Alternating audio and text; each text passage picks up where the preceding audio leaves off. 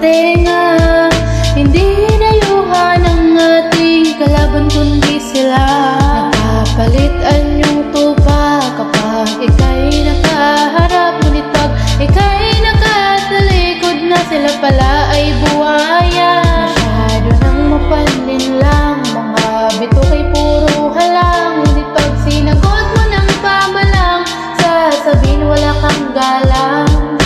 Asan na ang rekit nitong mahal natin na bansa? Nabura na ba ng mga salitang makatat, sa gawa naman ay wala? Laban Pilipinas, sigaw natin ang sabay-sabay.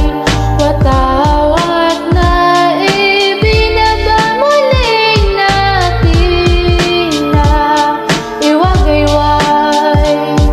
Sabay hindi nahabag, tila hindi nababagabag, habang sila ay sa kaban nag-aabang, tayo ay gumagapang. Punta dito, punta doon, bili din ng kung ano-ano, sila ay nagpapakasarap sa pondo na dapat pang Pilipino. Masyado nang mapanlamang, mga pinuno na puro uhang, mga pangako niyong kinakalawang na tamis, ngayon ay puro tabang.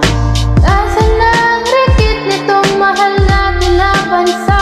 Nabura na ba ng mga salitang makatat, sa gawa naman ay wala?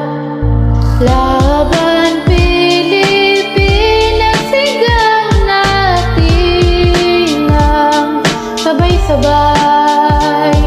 Watawat na ibinaba, muling natin na iwagayway. Laban Pilipinas, sigaw natin ang sabay-sabay. Watawat